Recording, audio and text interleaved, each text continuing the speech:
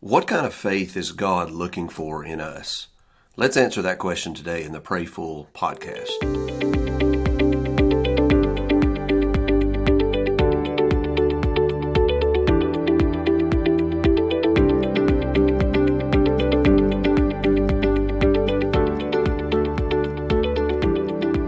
Hi, and welcome to the Pray Full podcast. I'm your host, Pastor Jeff.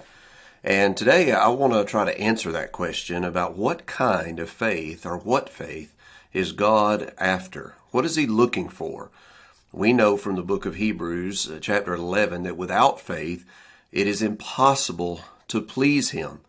But he that comes to God must believe that He is and is a rewarder of them that diligently seek Him. But what constitutes real faith, the faith that God is after? Well, let me draw your attention to Matthew chapter number 25, verses 20 through 30. And Jesus is telling the parable of the three individuals that were entrusted with talents or with resources that the master, this individual, had invested in them, three different levels of investment to entrust them with something and to allow them to prove their stewardship. And of course, the first two double the investment, and the last one hides that investment. The first two, when the Lord returns, said, well, I've doubled it. You gave me this amount, and here's double back to you. And the words that we all as believers want to hear, desire to hear one day from the Lord, well done, good and faithful servant. And he goes on to say, you've been faithful over a few things, and I will make you ruler over many. To the first two individuals that he entrusted these talents to, they were commended because they had took what was invested or what was given to them, and they had given the Lord a return on his investment. The third one, however, said that, well, I feared you. You're a very strict individual. You're difficult, and you can reap where you've not sowed anything. And so I hid what you gave me, and here it is. I maintained it. I kept it, and I'm giving it back to you. Several observations about this here, about this third individual that I want us to take a look at. Notice that he never lost anything. He didn't lose what God had given him. He didn't squander what was invested in his life. He just simply didn't do anything with it. And he was rebuked for it. He was actually called a wicked and a slothful servant because he didn't do anything with what had been invested in him. The first two did. They doubled the investment and give the master a 100% return on his investment. But this third individual was rebuked. Now, in our modern Christianity, we would say this third individual was an outstanding or upstanding Christian. He was faithful. He kept, at least in our eyes, he kept what was invested. He didn't lose it. He didn't gamble with it, but he maintained it. But herein lies the problem.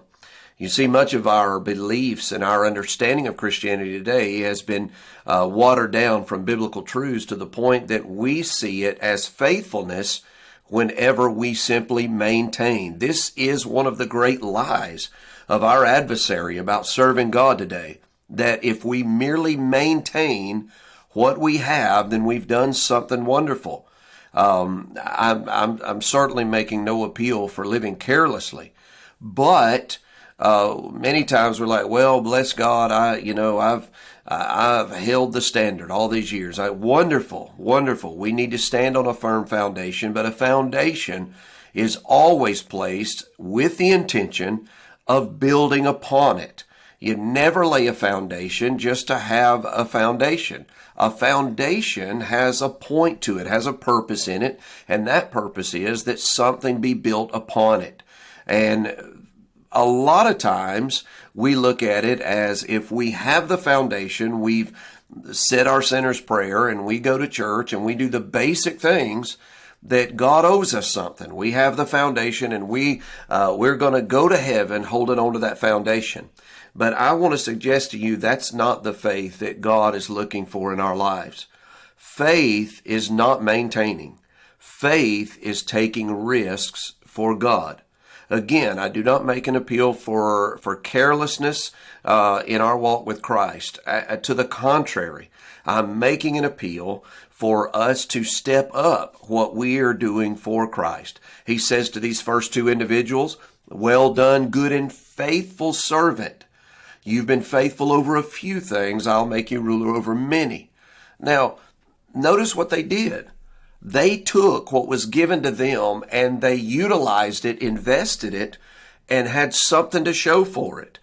Jesus is not coming back for less than he started with. And I would argue Jesus is not returning for just what he started with. When he left those 500 or so that day that he ascended and gave a mandate for us to go into all the world and make disciples, baptizing them. And Jesus said, "And all power is given to me in heaven and earth, and I give you power." And we were invested in. God has poured upon us his Holy Spirit, given us his word, and we have clear instructions to go and take what's been invested in our lives and go and do something with it. The faith that God is after is a faith that steps out and gets out of the boat and walks even when we don't understand it. We find throughout the book of Hebrews chapter 11, as a matter of fact, every one of those great heroes of faith, of that hall of fame of faith, they're demonstrating faith in their lives. Every one of them, whether it was Noah or Moses, Abraham, all of these different people, they are commended because they risked something for God. They didn't just sit by and say, "Okay, well, I know who Jehovah is, and that's good enough for me. I know Jesus, that's good enough for me. I got saved. I was baptized. I go to church. That's not what he's after. He's after someone that will take the great gift that's been given to us called salvation, redemption, taking that and then spreading it to a hurting and a lost world.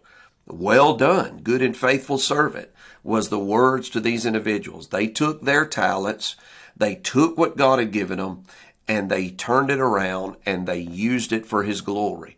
Now, as we look at this, and again, looking at this third individual, he should have, in our eyes, would have been commended because he didn't lose anything, but he didn't gain anything.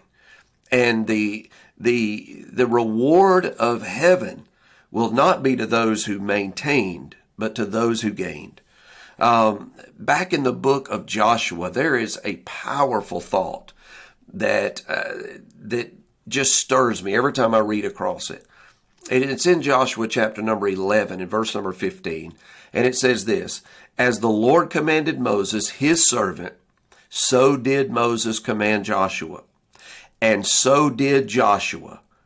Think about that. The Lord commanded Moses. Moses passed the mandate to Joshua, and Joshua did what he was commanded. And these words of Joshua 11 and 15 just grip me every time.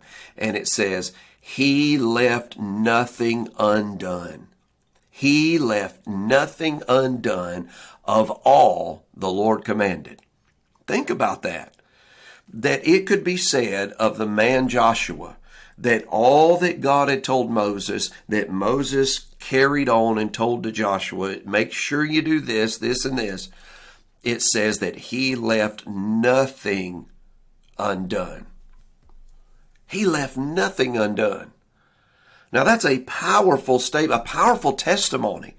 I don't know about you, but it seems to me there would be nothing greater than to stand before the Lord one day and it be said of me, "You left nothing undone. You did everything that I asked you to do." Now, I know that's a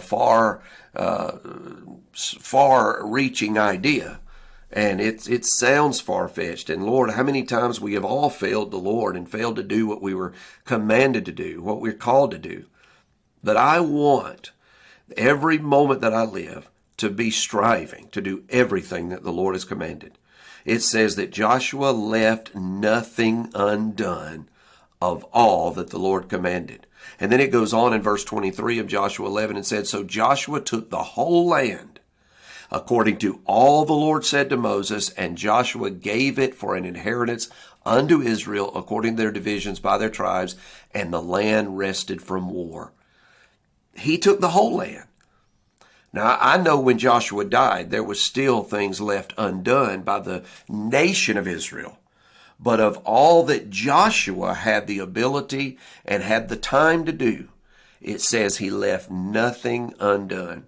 I think that that's comparable to the words of those two individuals back in Matthew 25. Well done, good and faithful servant. You did what I asked you to do. You did. You worked and you were faithful and you honored me with your obedience. I think of the Apostle Paul. The Apostle Paul, throughout the book of Acts and beyond, tells us of his striving to be faithful to God's commands. It says in Acts 20 in verses 25 through 27, the Apostle Paul says, Now behold, I know that you all, among whom that I have gone preaching the kingdom of God, you shall see my face no more. Wherefore I take you to record this day, Paul says, that I am pure from the blood of all men, for I have not shunned to declare unto you all the counsel of God. Paul knew that he was going to Rome, and he knew that he wouldn't be seeing this group of believers any longer. And he says, but I'm free of the obligation to share with you Christ, for I have not shunned my responsibility. Going on in Acts 23 and 1, Paul, earnestly beholding the council, said, Men and brethren, I have lived in all good conscience before God until this day. He had a conscience that he had strived and served and honored and been obedient to God. In Acts 24 and 16, he says, I herein do exercise myself to have always a conscience void of offense toward God and toward men. And of course, we have to go to 1 Timothy. And in 1 Timothy chapter 1, verses 18 and 19, the Apostle Paul is charging his young apprentice in the faith, Timothy, and says, I charge thee, my son Timothy, according to the prophecies that went before thee, that thou mightest by them war a good warfare, holding faith and a good conscience, which some, having put away concerning the faith, have made shipwreck. He said, I want you to war a good warfare. I want you to be faithful in the end. And maybe the most famous words of Paul in this regard, 2 Timothy 4, 6, verses 6 through 8, he says, I'm now ready to be offered. The time of my departure is at hand. I have fought a good fight. I have finished my course. I have kept the faith. Henceforth, he said, there is laid up for me a crown of righteousness, which the Lord, the righteous judge, shall give to me, and not to me only, but to all those that love his appearing. Paul said, think about what he said. He said, I kept the faith. I finished my course. I finished, and I kept the faith. Now, that doesn't mean like that third individual in Matthew 25 that he just kept it, held on to it, and just guarded the deposit that was made. No, he took that deposit and he multiplied it. He said, I finished my course. I kept the faith.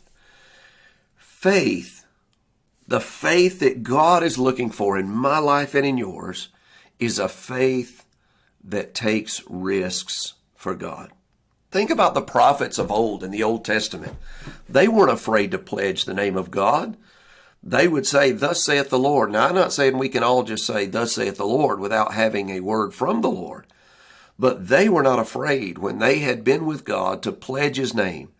One prophet in particular says, to Ahab, the wicked king, he said, if you return and things are not the way I say, then I've not heard from God. For Ahab had told him to put that prophet in prison, feed him with bread of affliction and water until he returned. And he said, if you at all return, then I've not heard from God. And we know that Ahab, the wicked king, was killed in battle and never returned. They were not afraid to pledge the name of the Lord. And Jesus said we are to go in his name. What kind of faith is God after? I don't know about you, but whatever God's calling me to do and calling you to do, I know that I want to stand before the Lord and I want to hear, well done, good and faithful servant. I would love for it to be said of my life, he left nothing undone of all that God commanded him. I want to tell you, that is a powerful, powerful testimony. I know as a pastor, participating in more funerals than I would like to. And each one has their own individual story. Some live for God, some haven't, some had no testimony of God, some were great soldiers of the faith. And I think about that statement, how much was left undone in their lives. Like Joshua, could it be said that of all that they were told to do by God, nothing was left undone? Let me stop and ask you a question. If you were to stand before the Lord today, and none of us are promised another moment, if you stood before the Lord today, could it be said of your life, you left nothing undone? Would it be said of your life that you had unfinished business with God? Don't let that be the case. If you're not where you need to be with God, don't let there be unfinished business between you and the Lord. Confess your sin before Jesus. Surrender to him as Lord. Let him be Lord of your life and let him lead your life. And then do all that he asks you to do. I've shared many times with our congregation here at Victory Assembly where I pastor and even on this podcast that as you look at the Apostle Paul in Acts 9 and the road to Damascus, as he meets Jesus, there are two critical questions that the Apostle Paul asks when he comes face to face with Jesus. And it is the same two questions that you and I must answer on a regular basis. He says, Lord, who are you? And Lord, what do you want me to do? Those are the two pillars of all that I am before God. Lord, I need to know you. I need to know who you are. And even if I know you today, I need to know you better than I do already. The Apostle Paul, getting close to the end of his life, it was his prayer through prison and persecutions that I might know him in the power of his resurrection, the fellowship of his suffering, being made conformable unto his death. Lord, who are you? And Lord, what do you want me to do? If you'll focus on those two questions, then the question about your unfinished business before God will be automatically answered. If you seek to know him in a deeper way, seek to honor him in a greater way, you will be found faithful. Well done, good and faithful servant. Leave nothing undone. Leave no unfinished business between. If you've not reconciled with somebody that you've had aught against, that you've got unforgiveness or bitterness toward, don't leave that unfinished business. Don't leave it on the table. You can't find peace or rest until you put that to rest under the blood of Jesus. Maybe that person doesn't even know. Maybe you're just wishing they knew how bad they hurt you. It's not worth missing God over. Jesus took more upon his shoulders, has forgiven more sin than you and I can ever imagine. And he was willing from the cross, as he was dying, to say, Father, forgive them. Whatever unfinished business you have today that may be holding you back in your walk with Jesus, put it under the blood, let it go, and go on and be found a faithful servant of God. He's been faithful to you. Now be faithful to him. I pray this word has been a blessing to you. As always, I encourage you to like, share, subscribe. Leave us a comment if it's a blessing to you. Head on over to our website at prayfull.com. That's Prayfull, prayfull.com. You can sign up there to be part of our community. We're trying to build this up to share and to provide better resources, digital discipleship opportunities. And there's a free course right at the top, a little button you can mash that says get after it, and you'll be taken to a free course called Spiritual Safeguards. There's several lessons in there that I believe will be a blessing to you. And until next time, it is always our prayer that you would pray full, stay full, and we'll talk to you again soon.